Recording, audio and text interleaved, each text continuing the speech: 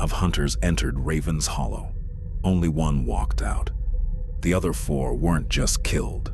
They were taken apart, one piece at a time, and scattered across 3 miles of forest, as if something wanted every search team to find exactly what was left of them. Marcus Webb led the group, 20 years of hunting experience and a reputation for never losing the trail. With him were 4 men he trusted with his life. Danny Reyes, the youngest and sharpest shooter of the group. Tom Baldwin, built like a linebacker, always first to volunteer for anything dangerous. Ray Castillo, quiet, methodical, the one who always checked the map twice. And Ellis Grant, the oldest besides Marcus, a father of 3 who'd promised his wife this would be his last hunting trip before retiring the rifle for good. 2 hours into the hollow, Ray found the first tracks.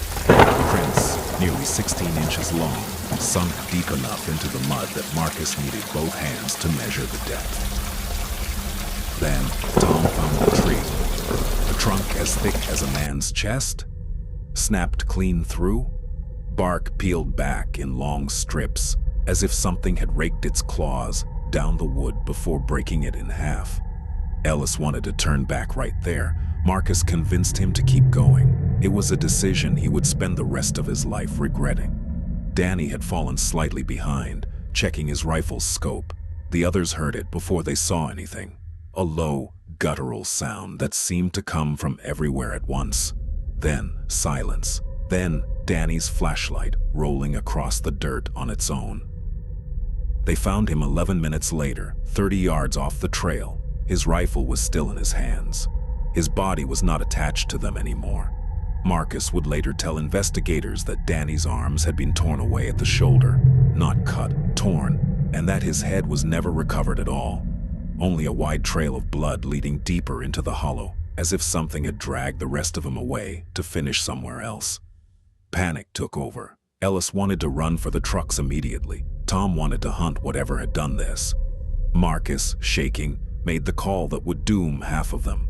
Split into 2 pairs, cover more ground, find the truck faster from 2 directions. Ray went with Ellis. Tom stayed with Marcus.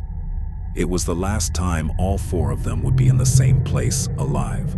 Ray and Ellis made it nearly half a mile before the trees around them went completely silent.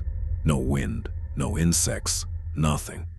Ellis said later, in the seconds before his radio cut out, that something was walking beside them in the fog, matching their pace exactly. The search team found Ray first, 3 days later, impaled through the chest on a broken branch nearly 9 feet off the ground, as if he'd been thrown there from a distance no human could achieve. Ellis was never found completely. Searchers recovered his boots, still laced, standing upright side by side in a small clearing, with nothing inside them. Tom heard Ellis's radio go dead and made a choice Marcus begged him not to make.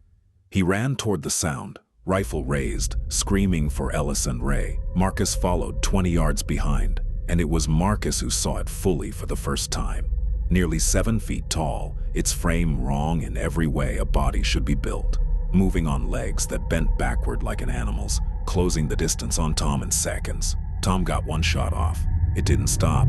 What Marcus witnessed next, he has refused to describe in full to anyone. Only that Tom's scream lasted less than 3 seconds, and that by the time Marcus reached the clearing, there was no version of Tom left worth calling a body. Only his rifle, bent completely in half. No radio contact, no remaining team. 3 miles from the truck in near total darkness.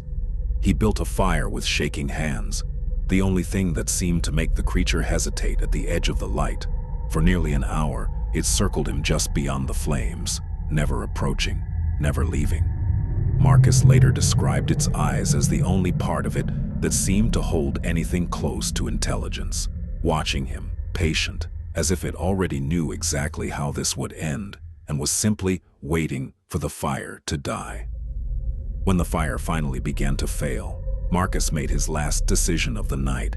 He threw the entire fuel canister directly into the flames and ran the instant it caught. He doesn't remember most of the next 40 minutes. He remembers heat behind him.